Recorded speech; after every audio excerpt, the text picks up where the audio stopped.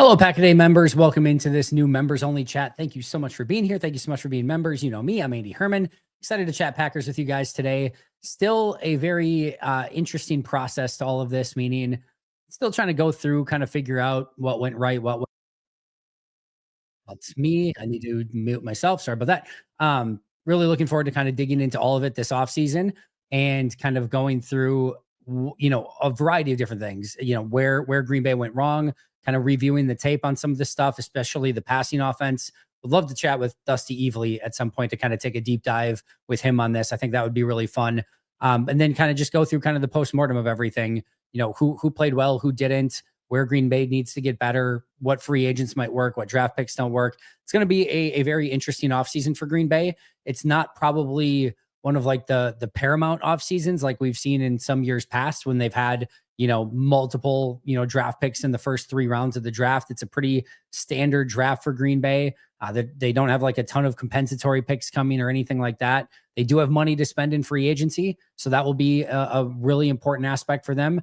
And anytime you have a team that's a playoff team that's close, that's hopefully, fingers crossed, ascending, it still is going to have a very big field to this offseason. We already got word today of one major move that will happen. Tom Clements, quarterback coach, is retiring. So now it'll be up to somebody new to kind of help out and get Jordan Love to that next level. But yeah, we'll see who ultimately gets that job. But it's going to be, like I said, a very interesting offseason. Of course, we'll have you covered 365 days a year right here on the Pack a Day podcast. We will get to all of your questions. We should be able to get through pretty much all of them through, I would say, about 45 to 50 minutes. I do have a conversation with Paul Brettel coming up at 1 for tomorrow's show. So going to be talking to him shortly, but we'll get to as many questions as we can between now and then. It's going to be funny when the Lions lose next week and the best division in football won't win a game. It's possible. I still think Detroit wins that game against Washington. I think Washington can put up a fight, but I think there's still a different level to Detroit than there is with Washington. But I wouldn't be stunned. I would not be stunned. Washington's playing good football. Jane Daniels is a really good quarterback, and I'm intrigued at that matchup, if nothing else. But it would be very interesting if all of a sudden these 3 teams. So it's interesting because you look at it on paper, and when you have teams like that, like Minnesota, Detroit, Green Bay in the same division, you get this idea of like, oh, it's iron sharpening iron. Like the best get to go against the best, and it's really going to set those teams up well for the playoffs. And while I think there's a piece of that is true, you have to remember that's only 4 games on the season. And meanwhile, all of these teams played the AFC South. All of these teams played the NFC West. And the Rams and Cardinals and Seahawks were okay at different levels of the season. It wasn't a complete poverty division, but there were times where all of those teams were not very good as well. So you did have this, and then you had the Bears in your own division. You did have a division in Minnesota, Detroit, and Green Bay that got to go against quite a few easy opponents through the course of this season that certainly inflated those records. So there was definitely some iron sharpening iron, but you also had a lot of crappy opponents on your schedule. And I don't know if that matters. It could just be happenstance, whatever. But it is an interesting dynamic now with Minnesota and Green Bay out in the first round, and we'll see what Detroit has. I'm certainly rooting on Washington. I don't want Detroit to do well, but that would be a very interesting outcome if all 3 of them did not win a single game in the playoffs. I don't know if you've spent time on it, but who are some realistic players the Packers could target in draft free agency that we can get excited about? We'll get there, chicken. I promise. Time frame for all of this. So just to kind of give you guys an idea, as I've said all season long, if I'm looking at all of that stuff in season, I'm not covering the team in season the way that I'm supposed to, the way that I need to, the way that I need to have all eyes on the tape and all eyes on what's going on with the team in the here and the now. And there's obviously a time and a place for that.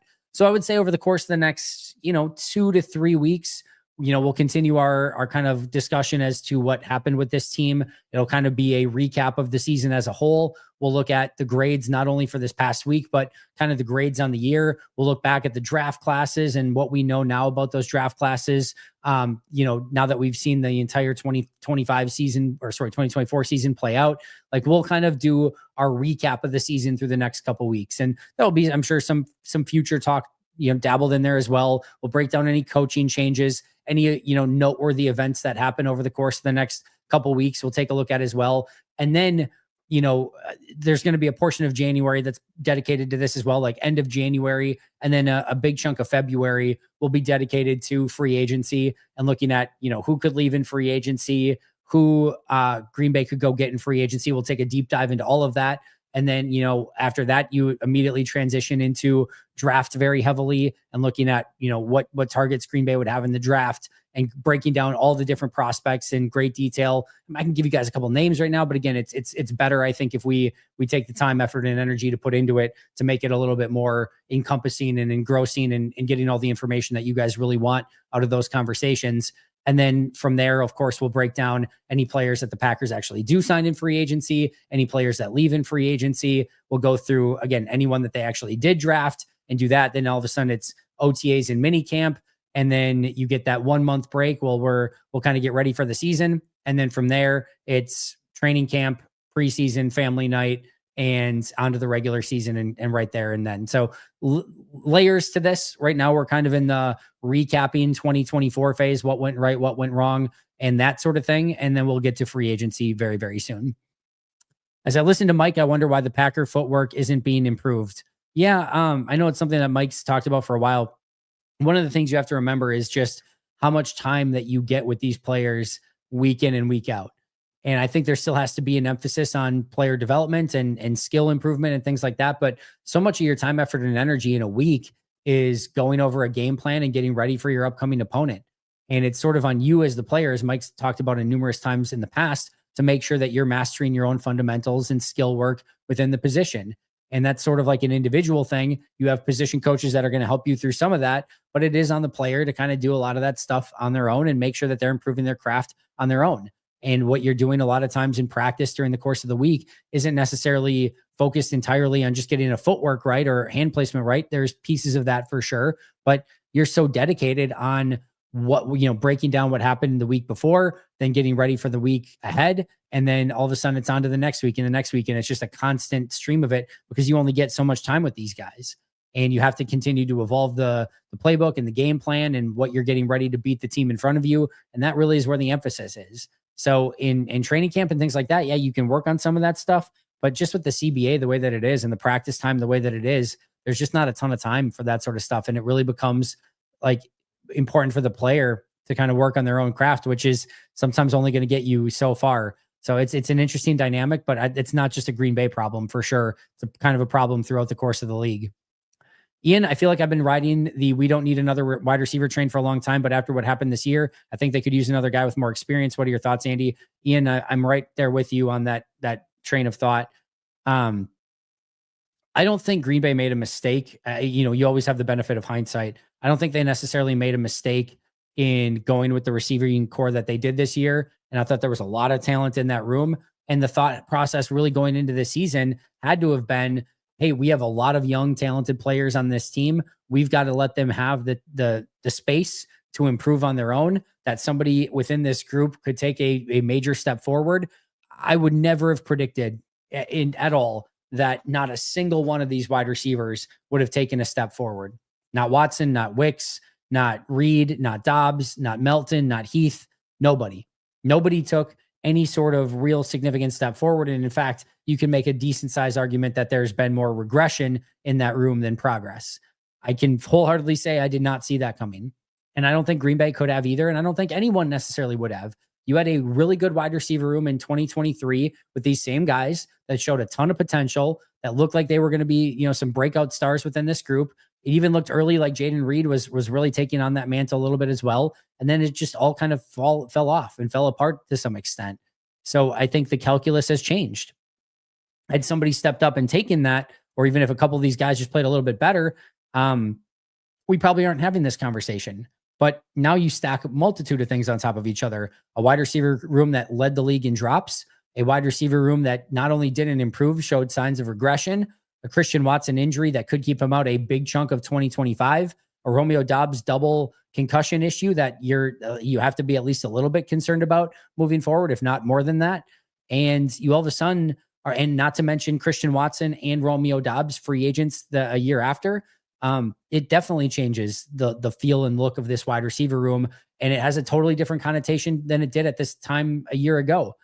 So I think it's 1,000,000% fair to, look back and say, yeah, they should have been able to get through with these wide receivers. And that's why Green Bay did it. And that's why we all thought Green Bay was going to be able to do that, but it just didn't work out that way. And when it doesn't, then you have to course correct. And now Green Bay will have to probably do a little bit of course correcting and figure out how they can be better and how they can maybe upgrade that wide receiver room to give Jordan a bit more help, and specifically some guys that can get off of man coverage, because really only Christian Watson, statistically, was the only receiver who was able to do that with any level of consistency in 2024. All right. I feel like we have to count out Wicks making a massive step in order to justify not getting one. While I think he can, we don't have enough evidence. I don't think it's just on Wicks, Ian. I think it's the entire wide receiver room. I don't think there's any one name that goes into this. I just think it's the entire group as a whole that just hasn't taken that step forward. And that's why you probably need maybe one more big time body in that room to kind of even things out a little bit. Definitely rooting for Washington and Ram upsets. Yeah, right there too. That was an awesome win last night for the Rams. That was a lot of fun. Helped cure the Packers hangover a little bit. At least temporarily. Still definitely some pain from that Packers game, but listen, I embrace the petty. I'm glad that the Vikings lost. That was a beautiful, fun victory for Packers fans, and one that, again, we maybe needed a little bit of after that Philadelphia loss on Sunday. So that was a fun one yesterday. To me, the wide receiver discussion is more difficult than it was in the offseason. Almost as for it to work, they need Watson, Dobbs, Reed, and Wicks healthy. When any one of them is down, it just doesn't work. Again, I would say too, like, we're probably not having that conversation, Ben, if all of them step up, right? Like, if Dobbs, Wicks, and Reed all took a step this past year over what they were a season ago, you're probably not as concerned about Watson being out or any one of those guys being out, right? But the collective group did not take a step forward. They took a step back collectively. And so, yeah, when you have injuries, when you have players out, it doesn't have the same feel to it that it did going into the season, where you thought these guys would take a step in the right direction. And some of these guys could still in 2025. That's great. That would be amazing. I would love to see that, but you still have to give yourself some options at that position, especially with the injury situations currently to Watson and Dobbs. I thought Wicks stepped up a little bit in this last game. What did you see? I think at the end of the year, Wicks took a little bit of a step forward from where he was at the beginning of the year. We didn't see the drops. We saw a couple big plays, but it also didn't give me the feel even of where he was at the end of 2023, where he was having these big games and a lot of run after the catch opportunities and consistently making plays. We didn't really see that. And again, we didn't see sort of this breakout performer. So do I feel comfortable that Wicks could be a number 3, number 4 wide receiver? Yes. But I went into this season thinking that he could become a legitimate number 1. And we have not really seen any signs of that coming to fruition this offseason. This season. So I think you do have to approach this offseason a little bit differently. I still like Wicks. I still think there's a breakout candidate there, but we definitely did not get it in 2024. And I want Davante back.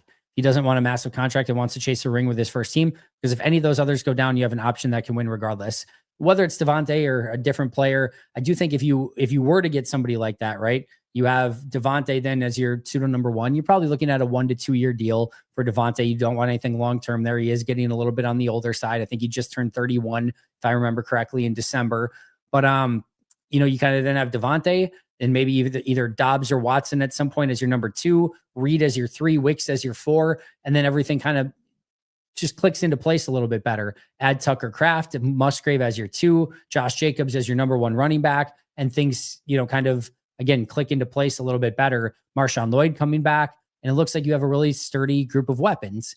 You could always have a Davante Adams injury at that age. He's not getting younger. There could be a step back in his play. You never quite know. He also is going to be a bit more demanding. That's going to be a different personality in that wide receiver room. He not only is wide receiver 1, but he is going to want the ball as wide receiver 1. So that changes the dynamic a bit as well. Whether that would be a good, a bad, indifferent, I don't know, but it would definitely be a change. So I'd be intrigued by it. I'm all for it. And I do think it would even out everything kind of from a weapon standpoint, but Green Bay's going to have to weigh out the good and the bad with that and see if that's something that they would consider with going in that direction. Is it crazy to say that the offense takes priority over defense this offseason? It's a really interesting conversation. I think most people, interestingly enough, would still point to pass rusher and corner and say those might be the 2 biggest needs on the team. That what sort of clouds this more, right, is you look at the wide receiver room And we just talked about it, right? But you look at, you got Watson, Dobbs, Wicks, Reed, and I'll just stop there. Like Melton and Heath didn't take any sort of real significant steps. So you can move on from them if you find better alternatives. But like you do have 4 guys in those 4 spots. If all of a sudden everyone's healthy, let's say you go out and get a Devontae Adams, all right, it's great. But now you've got Adams as your one. Like now you end up in situations where like Wicks or one of the, like some of these guys might not even be playing, like much less getting targets. Like all of a sudden Wicks is kind of in that number 5 role, which is nice. Like it's a nice to have, but like all of a sudden you can kind of stunt development in some of those situations as well. So like, I don't know if you, again, depending on if everyone's healthy or whatever, if you add a Devontae and then look to trade a Dobbs or something like that. I don't know. I don't know how that would all work this offseason, but that will be interesting. The offensive line's another interesting one. All right. We had a great conversation with Justice Mosqueda today, kind of going over why this offensive line needs to improve. I think he's right, but you have Rasheed Walker, Elton Jenkins, Sean Ryan, I can't think of the first round pick, Jordan Morgan, and then Zach Tom. Like you theoretically have 5 starters. So yes, competition good, bring in more guys, but like you kind of have 4 wide receivers that are making this team. You have 5 starting offensive linemen theoretically. Again, competition good, bring it in. But you look at corner and pass rusher, and you can look at those more and say like, I don't feel comfortable about any one pass rusher at the moment, especially on the interior. I don't feel comfortable about any one, corner at the moment, especially in man-to-man coverage. So I would look at those and say those probably are a little bit bigger needs, but you can sort of take a look at, what you would potentially want overall. And you could say, I was happy with the way that the defense played, and offensively, they need maybe a couple more weapons to make it click in total. So it's an interesting conversation. The biggest individual needs look like they could be on defense, but what would maybe make the team click a little bit better might honestly be on offense. It's a really interesting conversation. There's been a ton of focus on the defensive line pass rush needing to get better, but I agree with Justice that our O-line needs to improve too. I think both could use new coaches as well. I think the drop in the O-line play was noticeable when Butkus took over. When you watch the film, how is the O-line's technique? Yeah, I'll lean on Mike Wall a little bit more for offensive line technique. I think there's some stuff that they've done well. I don't think that they're necessarily great in run blocking. I think they can get to their spots, seal pretty well. They've got good movement. I think their pass protection is hit and miss, but they have been a lot more susceptible, especially at tackle, to bull rush and giving up. Kind of what Justice talked about is kind of those slow burn pressures where you're not necessarily just having that quick win and getting to the quarterback. And when you do get those, a lot of times Jordan Love is avoiding those, but it's those ones that just muddy the pocket in a significant way. So I think that's where Green Bay needs to be better. Maybe a little bit more sand in the pants for some of these guys, some functional strength, as I love to say, and or maybe a couple more bigger guys that you can kind of put in there. Yeah, bigger is a very watered down way of saying that, because Travis Glover's a really big guy. You just can't plug a big guy in there and hope for the best. You have to have some of the technique too. But yeah, it's going to be interesting. I still think that this primary offensive line is going to be made up of Rasheed Walker, again, Elton Jenkins, Sean Ryan, Jordan Morgan, and Zach Tom. I think that's going to probably be your primary 5, but I expect them to go get some competition as well. And hopefully that, they get that and can, just show overall improvement along the offensive line. All right. Let's see here. We talked about that. I don't completely agree, because we need to bolster the defensive line, offensive line, and cornerback rooms, not necessarily in that order. Yeah, there's going to be, guys, there's going to be players added, right? It may not be the perfect 1A solutions to stuff, but there will be competition and depth added at corner, offensive line, pass rusher, all of those spots. But again, we sort of know what a huge chunk of this team is also going to be. Like, you're going to have Rashawn Gary, Kingsley Enagbare, LVN, probably Brenton Cox. You're going to have a lot of these guys along the defensive end. Kenny Clark, TJ Slayton, or sorry, I can't say TJ Slayton, but Kenny Clark, Devontae Wyatt, Carl Brooks are going to be on this defensive line. Keyshawn Nixon, Javon Bullard, Carrington Valentine. My guess is they still play a decent amount at corner next year. The offensive line we just talked about, the wide receivers that we just talked about, there will be some upgrades. There will be some new talent brought in, draft and free agency, but a huge chunk of this team is in place. And it's going to be paramount that Green Bay finds a way to get the players that are here already playing better than what they did in 2024. Because again, it did feel like there was a drop off for some of these key players on the team. Have you heard anything more specifically about Jair? Bukowski mentioned something on Blue Sky that hinted he knew something has been going on over the last year, but didn't elaborate. I have not heard anything like that. I mean, regardless of whether or not that he's heard something, right? Like you can sort of see the smoke, right? Like you can kind of see the, in between the curtains a little bit of like, I don't need to see it to see it. And again, I don't ever want to say anything for sure because it's just conjecture, but like just the way, I mean, when you have the puzzle pieces together of, Jaire being suspended, Jaire playing in 50% of the games over the last 4 seasons, him being sort of this eccentric personality, Matt seemingly very frustrated when talking about Jaire Alexander not wanting to talk to the media because he has nothing good to say, doesn't know if he's going to be back. I mean, these are not small, like, we're not like, with the magnifying glass looking for like any little seam that we can find that might be drama that we can, dig out, right? Like these are pretty big indicators that there's probably some problems within that relationship between the Packers and Jaire. And I talked about this on the radio this morning. It's not necessarily a Jaire thing. It's not necessarily a Packers thing. Sometimes these things just happen. These are working real life relationships between an organization or a coach and a player. And sometimes they just get stale. And when you have a player like that, that's kind of as eccentric and out there sometimes as Jaire Alexander can be, I'm sure there can be some friction there too. And it seems like that's the case. It seems like these two, Jaire and the Packers, have fallen out of love, and it's probably just time for that divorce. And Jaire can go in his direction and hopefully become a better Jaire Alexander as long as it's not in the division. And the Packers can go in their direction and hopefully be better at corner with a player that can actually get out there, more than 50% of the time. And hopefully it works out for everyone. But it does seem to be that there's legitimate friction there. And I would be very surprised if Jaire is back in 2025. What gives me hope about Jordan Love? So here's the thing that I would say from a tools standpoint: arm talent, ability to escape the rush, stand in the pocket, hit his throws, do everything he needs to. I mean, he has the tools necessary, right? He has the requisite skills to be a good quarterback in this league. He knows the offense. We've seen him run it at a very high level. We saw him outside of the Philly game take much better care of the football in the second half of the season. We've seen him stand and deliver in the pocket. We've seen him be able to make explosive plays on the run. There's nothing that you can point to and be like, Jordan cannot do that. Now, there's reasons to be pessimistic as well. The multiple interception games, the lack of efficiency within the pocket on his 3-5-7 step drops, like we've talked about. The footwork and accuracy for Jordan needs to improve. There's a lot of different things that we can talk about where there needs to be a step forward for Jordan, but we have seen some very high level play out of him too. And I think this, like a lot of young Packers on this team, which is the youngest team in football, I think consistency is the key. And that goes for Edge Cooper. That goes for Jordan Love. That goes for a lot of the young, super talented players on this team. There's the difference between being good, great, and being elite is doing it every single week. Xavier McKinney is in that conversation as a first team All-Pro because he is great pretty much every single week. He may not be making those splash plays every week because of his positioning and just how much he can impact the game from his position from time to time, but everything he's doing is elite day in and day out at an extremely consistent level. That's what sets him apart. Josh Jacobs, for a good chunk of this year, we saw him play at a very high level, day in and day out, same dude every single time. So like that's the difference. And that's where, guys like Zach Tom need to get to, where it's every single time, no matter what. Jordan Love needs to get there. Edgerrin Cooper needs to get there. Evan Williams needs to get there. And Rashawn Gary needs to get there.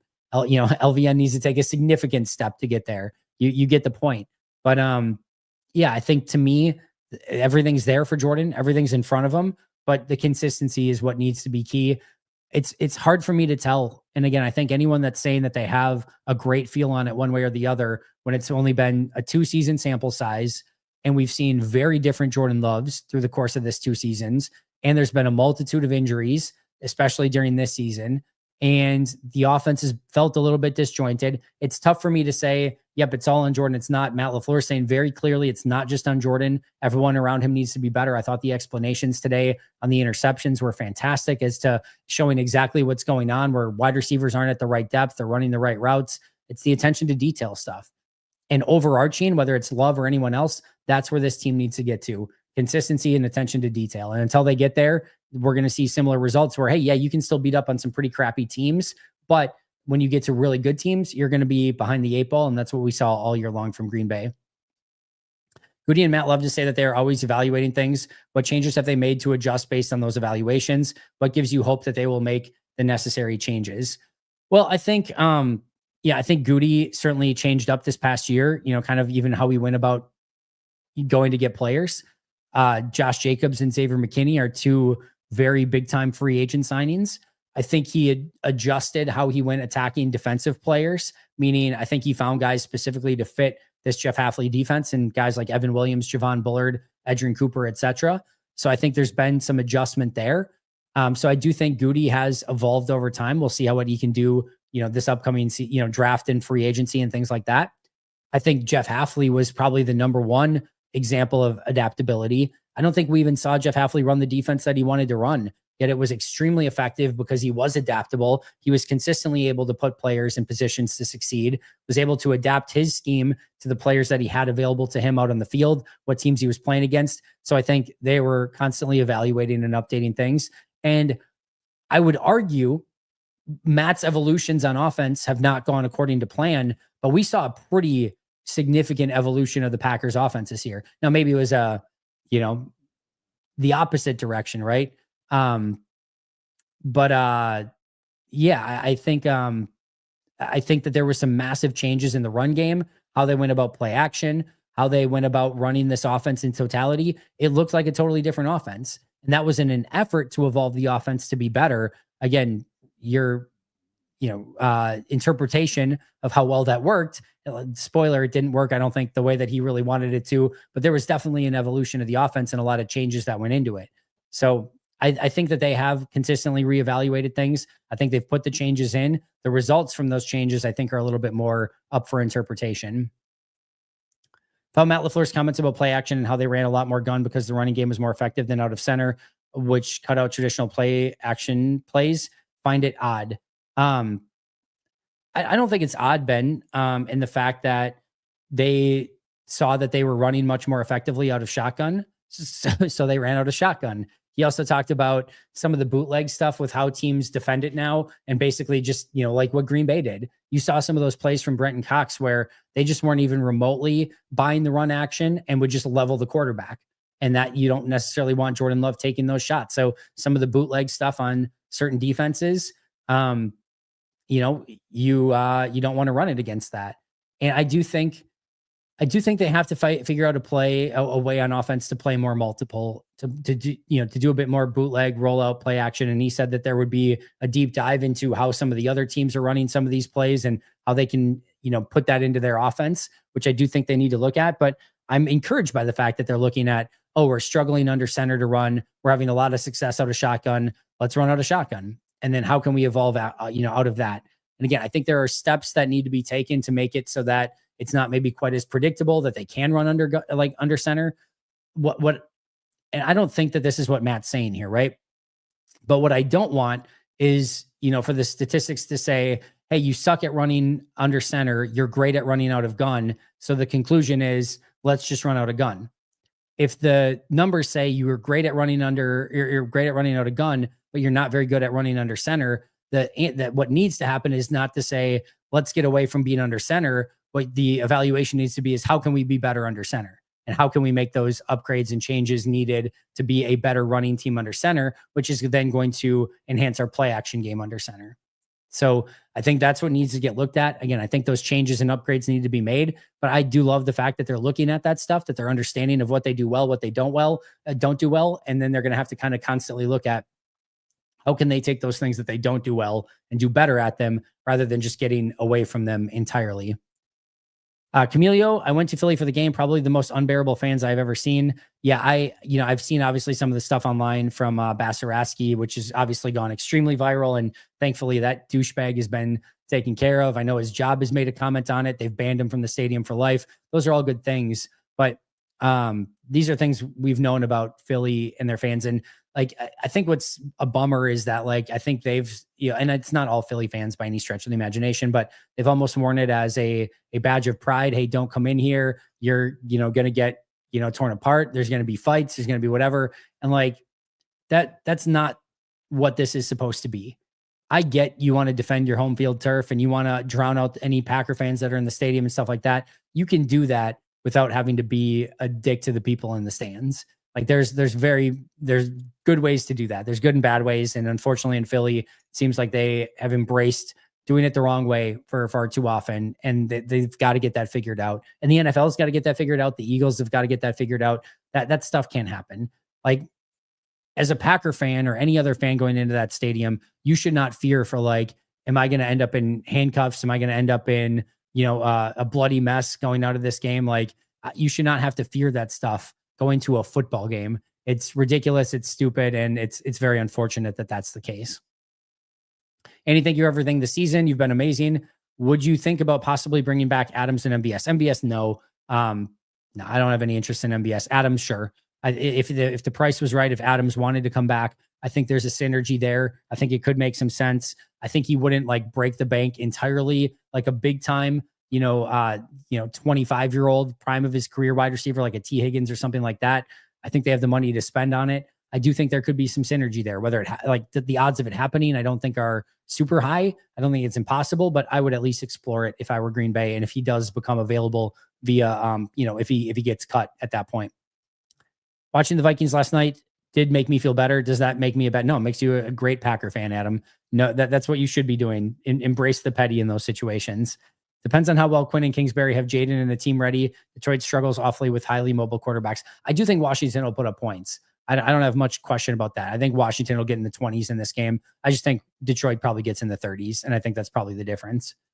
Hope you're well, Andy. Man, having this first stream following our season ending stings a little, but nothing can be done now. We'll be to the bowl next year once the Crosby trade goes through. Good luck on that Max Crosby trade. There's not going to be a big defensive end trade. There's not going to be a Myles Garrett or a Max Crosby or a TJ Watt or any of those guys. Not going to happen. It is not in Goody's DNA to trade multiple first round picks plus give up about $30 million per year for one player. Just not going to happen. So do not get your hopes up on that. I think they will attack pass rush. I think they'll attack corner and wide receiver, whether it be via free agency or the draft. I think there will be upgrades, but don't get your hopes up for a Max Crosby or a Myles Garrett or any player that would take multiple first round picks and a 30+ million a year deal. Just not going to happen. Bit more consistent play from Love would go a long way. Terrible early last season to Hall of Fame level play. Second half of last season to very mid this year. It's a damn roller coaster and everyone wants off. Yeah, it's just going to be, again, the questions are going to be how much of that is the supporting cast, how much of that is injuries, how much of that is just Jordan playing poorly, how much of that was, again, some of the offensive stuff not going according to plan from a play calling and play design standpoint. Tough to really break all of that down. But I do think there's more questions about Jordan now, and he's going to have a very big season in 2025 to go out and prove that he can consistently be a top 10 quarterback in this league, game in and game out, not just in the aggregate or whatever. You want to see that consistency each week.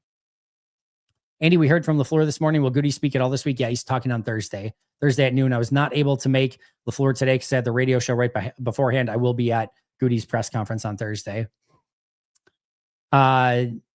Who will be at quarterback? JJ McCarthy. I think there's a decent chance that it's JJ McCarthy and Daniel Jones, and we'll see how they handle the Darnold situation. I don't know that you can franchise him and trade him anymore. So I think he might just become an unrestricted free agent, get probably a decent sized deal for somebody, and Minnesota probably picks up a 3rd round pick as a comp pick. That would be kind of my guess. But I'm intrigued to see how the Darnold situation plays out. But I do think he'll be elsewhere. And I do think this will be JJ McCarthy's team with maybe a Daniel Jones there to either bridge the gap until McCarthy's fully ready, especially coming off of injury, or to be the backup for him in a veteran backup role while McCarthy is, kind of making those initial starts. But I am slightly nervous. I do think McCarthy can be a very good quarterback in this league. He was looking very good in training camp and preseason prior to the injury, was arguably ahead of Sam Darnold at times during preseason and training camp. And it very much looked like a matter of when, not if he would be the guy, even in 2024 up until the injury. So it just kind of goes to show you what Darnold was able to do in that offense this past season. Imagine now you have a better, younger, more talented quarterback running it. I'm not necessarily saying it's going to be better, but there is a little bit of like, ooh, that could not be ideal as a Packer fan, but I do think it'll be McCarthy's offense sooner rather than later. Could be a division of McCarthy's. Mike in Chicago and JJ in Minnesota. I think there's any other McCarthy's, but yeah, it could be a Packers versus McCarthy sort of year. Detroit just needs one. Everyone wants to talk about him. Everyone wants to walk with him, not ride a roller coaster with him. Fair enough, Mike. End to the season hurt, but we move on. Off-season work begins soon. Any idea when Ross is going to start his daily draft segment? My guess is it'll be soon. We'll kind of take a look at it. I haven't talked to him yet. I think he's kind of working out some stuff from a sponsorship standpoint, see if we can get, kind of get that rolling again. But I do think that'll be sooner rather than later. And it does look like it's trending in the right direction to happen again. Not against drafting high RAS players in the first round by no means, but I want to see them on the field ASAP. The limited snaps in the first couple of years didn't benefit Lucas and Rashawn. Yeah, again, I don't think that this has anything to do with RAS or, taking guys for now or the future. Like, you just got to find good players. And like, if it takes a couple of years and they end up being really great, I don't really care, but you have to have them turn out really great. And we just haven't seen that consistently enough. I think you look at, Goody's overall, first round draft pick history as of late, and, a real reason why this team isn't sort of quote unquote elite right now. And I know Jordan Morgan's was greatly due to injury, but the ROI that they got this year on Jordan Morgan, Lucas Van Ness, Quay Walker, Devontae Wyatt, Eric Stokes on the aggregate is not good enough. And those have been all their first round picks since 2021. Again, Stokes, Walker, Wyatt, Van Ness, and Morgan. You look at the totality of what they were able to get from those guys, and it's just not good enough. So I don't really care if it takes a couple of years. I don't really care if they're ready to play now. I don't care if their RAS is 10 or 0 or anything in between. They need to find and identify high-end talent better, or develop that high-end talent better, because it hasn't happened at a successful enough level in order for them to continue to be a really great team. You just have to, especially as a team that is at its core a draft and develop team, that's not good enough. So it needs to improve one way or the other. Diego, just went over that one. My apologies. Like the stream if you haven't, by the way. King Kermit, appreciate that. Does Love work on scramble drills this offseason? We heard from Matt today that not only will Jordan be working on it, and it's not going to be an offseason thing per se, but Jordan will be working on it, as well as the wide receivers, tight ends, running backs, offensive linemen, because they need to be a bit better when it comes to plays breaking down and still being able to find some of those plays down the field. That's what makes me think his injury it's injury related. He did a lot of running around to throw end of last year. Haven't really seen that this year. Yeah, you could tell it played a part during portions of the season. I don't know how much the end of the season it was. It seemed like he was moving around well enough, but there were definitely times this season where he was limited by his injury for sure. Injuries, I should say. Any chance the Packers sign Davante Adams? We talked about that. What are the chances the Packers trade Jair instead of releasing him? Thank you for all your content this season. I think they will try to trade Jair first. I'm not optimistic that they'll be able to get anything in return. I would go into it thinking that he's probably going to be released. And if you get something in return, it's a bonus. If they do get something, I would not expect anything besides a day 3 pick in some capacity. You could do maybe some conditions on top of it. Something that starts as like a, 6th round pick, that if he misses half the games or more, it turns to a 7th round pick. If he misses the season, they get nothing. If he, plays X amount of games, it turns into a 4th round pick. And if he becomes a Pro Bowler or All Pro, it turns into a 3rd round pick. Like, you could theoretically build a trade like that, right? Where some team understands if they get him and he misses the entire season, they give up nothing. If they get him and he plays at an All Pro level, they give up a 3rd. And you would probably feel better about that if you're the team that's acquiring him. You don't mind giving up a 3rd if he plays at an All Pro level, right? So there could be some fun conditions that could take that anywhere, again, from nothing to a 3rd round pick, depending on how many games he plays, how he plays, and those sort of things. But my guess is it ends up being a release and they don't get anything in return, but it's not impossible. I do think it's possible some team would be willing to take the risk and say, yeah, we'll give you a conditional pick for his services, but I just wouldn't go into the offseason expecting much.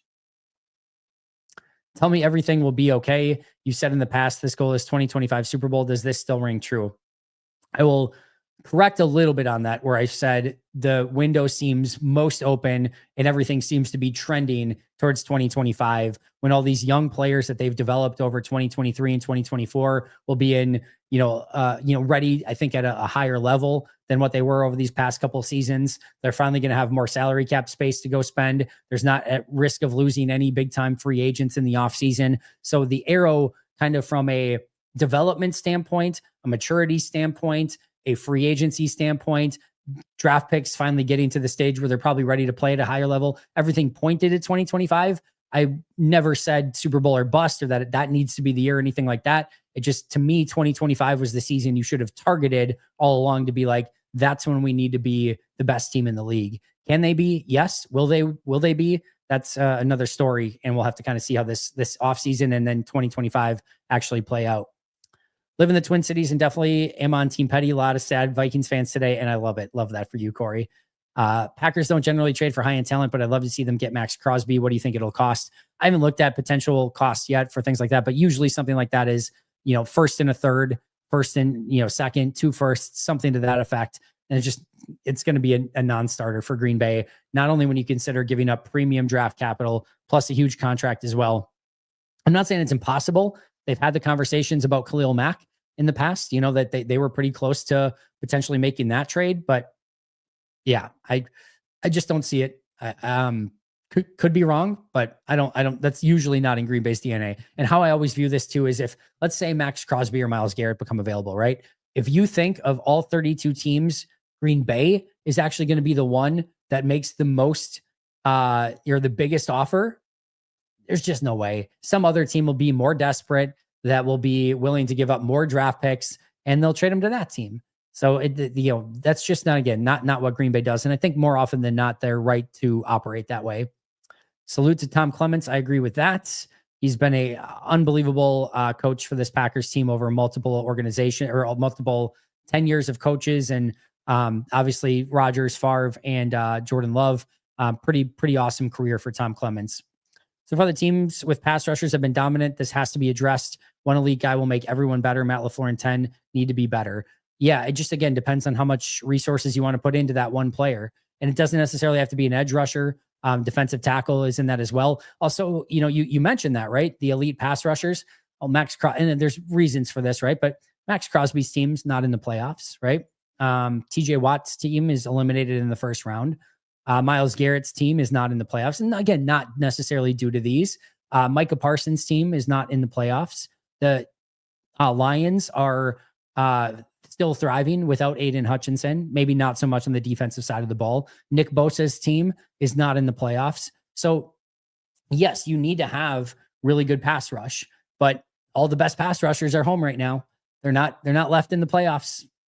So again, you have to, there's no perfect formula to any of this. You have to have good pass rush, but again, just having a dominant pass rusher doesn't necessarily mean you're bound for success. The surest way is to have a top 3 quarterback, right? If you're Josh Allen, Patrick Mahomes, and or Lamar Jackson, like, you're going to be in these situations more often than not, have a puncher's chance. But yeah, I mean, look at these 49ers teams in years past, like how good these 49ers teams have been. And sometimes you put together a perfect, organization, good coach, good players, and you still just run into Patrick Mahomes in the Super Bowl. I cannot stress enough to people, and I know nobody wants to hear this. The goal is to win Super Bowls. I very much get it, but I cannot stress to people enough how difficult it is to win Super Bowls in the NFL. It is insanely difficult. And what is it mostly dominated by? The Tom Brady's, the Patrick Mahomes, Aaron Rodgers obviously gets one, Peyton Manning's got a couple, Brett Favre has one. Like, you better have a top 5 quarterback if you want the consistent opportunity to do it. And even if you have a Josh Allen, they haven't even got to a Super Bowl yet. I mean, imagine that. Imagine you get a Josh Allen at quarterback, a premier quarterback, Lamar Jackson, a likely now 3-time MVP, and they still might not even make it. One of those guys for sure will still not make it to a Super Bowl after this year. They both might not if Mahomes or I guess Stroud make it to a Super Bowl this year. Like, I cannot stress you enough how insanely difficult it is to get to and win a Super Bowl. Only 1 out of 32. And I hear all the time of like, it's been 14 years since Green Bay's been in a Super Bowl. All right. Well, they've got a 1 in 16 shot basically every year, right? So they've got a 2-year window still to open up the next, to at least get to a Super Bowl. 1 in 32 years, they should win a Super Bowl. So they're they've got 2 within the last 32 years.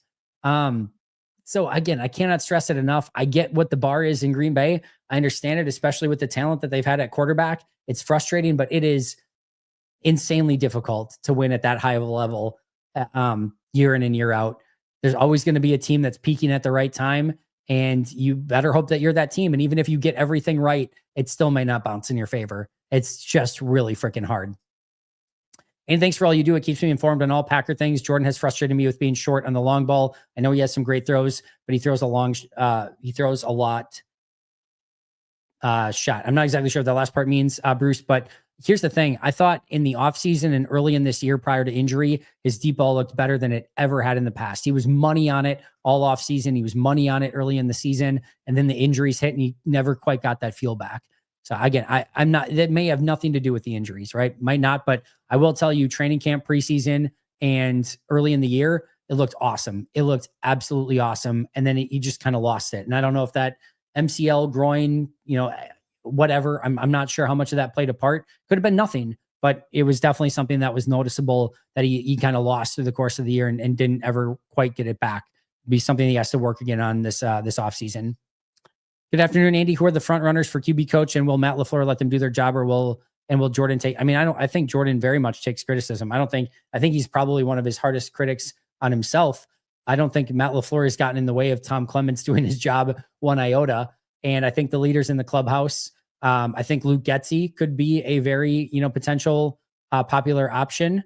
Let's see here. Who are the other? Obviously, Sean Mannion is still in the building. And then they have their assistants quarterbacks coach as well, who is Connor Lewis. So Connor Lewis, their current assistant quarterback coach, Sean Mannion, their offensive assistant, who will eventually likely be a quarterback coach in the league. And then Luke Getsy, former Packers quarterbacks coach, and of course, recent Bears offensive coordinator and Raiders offensive coordinator. I think those are probably your best options, but they could go outside the building as well. Sounds like a bad corner draft and a bad corner free agent class, kind of indictment of last year's first round selection. How would you approach the cornerback room considering we're letting our best guy walk? Yeah, I don't necessarily feel that way. I do feel like there's going to be some pieces that are out there at corner in free agency and in the draft. Obviously, I haven't looked at it from a draft standpoint yet, but I know that there are a handful of corners that are out there that'll get taken early. And also, like, we kind of do this every year.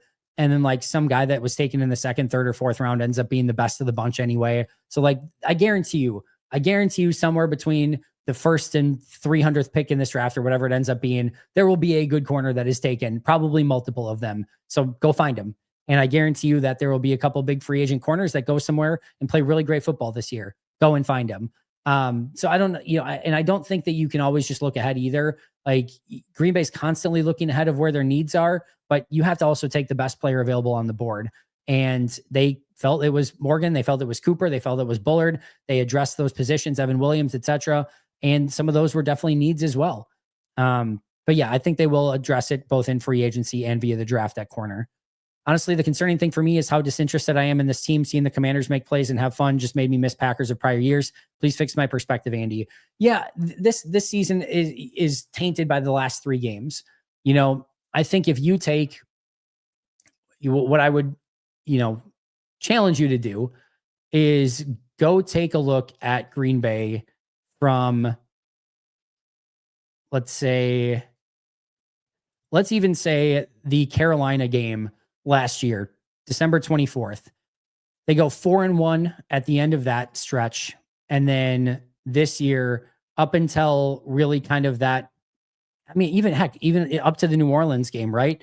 They're 11-4 at that point. So they win a 15-5 streak in a 20 game stretch, 15-5. Like that's what this team is capable of. And included in that stretch is, again, a playoff win, or even go a little bit past that, right? 15-5, 15-6, 15-7, 16-7, 17-7, 18-7. They were 18-7 over a 25 game stretch. And included in that stretch of games was a win over this eventual Super Bowl champion Kansas City Chiefs, the Detroit Lions on Thanksgiving in Detroit, a big win against Dallas on the road, a game where they hung with San Francisco and probably should have beat them, a close game in Brazil against the Philadelphia Eagles, and clearly some big wins this year as well. So what did I say? 17 or 18 wins out of 25. Like, this was a very good team that we're feeling is awful or have this bad taste in our mouth and isn't fun because of the last 3 games where they go 0-3, a 2-point loss to Minnesota, which again wasn't quite that close, a dumb game against the Bears. Just throw that one, just nuke it. It didn't matter. It doesn't matter at all. That one I'm less inclined to give any credence to. And Jordan Love leaves midway through the game, and then a loss against Philly in the playoffs. But That 3-game stretch is why we have a crappy taste in our mouth. But do I think that that's who this Packers team is in totality? No. And their 25-game stretch prior to that would show you that there's a much better team there. And it's the same guys. It's the same players. It's the same team. It's what's going to make up this team next year. They have that ability. Now it's just taking that a step further. And can you be better in the big games and the big moments? And that's what they're going to have to prove. All right. I do have to get out of here pretty quick here, guys. So I'm just going to kind of go lightning round through this. I'm sure you'll do a video on this, but quick hitters on our UFAs as far as who you'd let walk. Yep, we'll definitely do that. There is a pinned tweet of mine of a video that I did midway through the season about looking ahead to the 2025 offseason. There, you can look at my pinned tweet on Twitter right now, and you will find that video, or you can just look at Pack-A-Day Podcast, 2025. What is it? Let's see here. A look ahead to the Packers 2025 offseason is what it's titled. And that was a video that was put out 2 months ago on November 10th. So November 10th that went out, and I did do a lot of that discussion then, but I will absolutely be doing another one as well at some point. What are the upcoming deadlines for league things like releases, start of free agency? Yeah, if you like, they just put out a big release on this. If you just do a quick Google search on 2025 important NFL dates, it'll be the first one that comes up, and it'll break it. They just put out a big, beautiful thing on this. It'll be the first one that pops up. It's from the NFL, and it walks you through everything on important dates through all of 2025. So it would be much easier for you just to look that up than me to obviously go through all of that. Let's see. Any scenario, Keyshawn Nixon is corner one? I'll say no, but I think, could they have, let's say, Keyshawn Nixon, Carrington Valentine, a top 100 draft pick, and a solid sort of veteran free agent signing, and all 4 of them are sort of competing for corners 1 and 2, something like that? Yeah, I think that's within the realm of possibility. Could Keyshawn win that?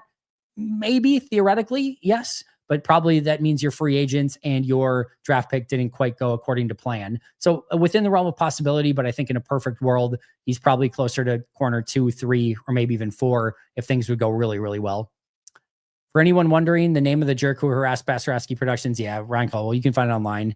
I feel like this team didn't deserve Josh Jacobs down the stretch. Same could be said for Jeff Hafley. Those two give me hope moving forward. I don't think deserve has anything to do with it, but those two definitely stood out down the stretch for sure.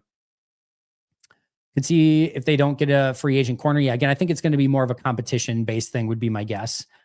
Those reasons the Bears fans' comments about Green Bay failing in the postseason is nuts. They haven't been in the playoffs since 2018. I'd say clowns, but clowns might get offended. Well said. Good news is the draft looks to be pretty good for corner and defensive end. Edge for sure. Defensive end, there's a lot of them. And we'll get to all of that over time. Had a lot of fun in the San Francisco, Miami, Seattle stretch. Fair, but San Francisco is a practice squad team. Seattle lost Geno Smith, 2 quarters into that game, and Miami was playing very bad football at that time. But yes, I was still having fun during that stretch as well. This team has a lot of potential talent already and a lot of resources to get more. A lot of potential. Just feels like a lot of the Packers fan base is looking at it all too short-sighted. King Kermit, I wholeheartedly agree with that. Good point on the recency bias. Thanks for talking me off the cliff, Dylan. You are more than welcome. I do need to get out of here. Can't wait to get into Ross's daily draft. Thanks for all your hard work. Yeah, me too. I'm excited for that. Should be a really fun offseason going through all the different possibilities, draft, free agency, etc. I know you guys all stick around for that, but of course, Pack-A-Day Podcast, 365 days a year. Make sure to like, subscribe, comment, give those 5-star reviews when you can. Thank you so much for being members. I will be back tomorrow with Pack-A-Day Live, 7 p.m. Central Time, I believe. I'll be putting that together shortly, so keep an eye out for that. And then we'll probably go to just the members Q&A and maybe some happy hours here and there as we get into the off season a little bit more, kind of wind down some of the live just a little bit. But yeah, appreciate you guys a ton. I'll see you around, but until next time, and as always, go Pack Go.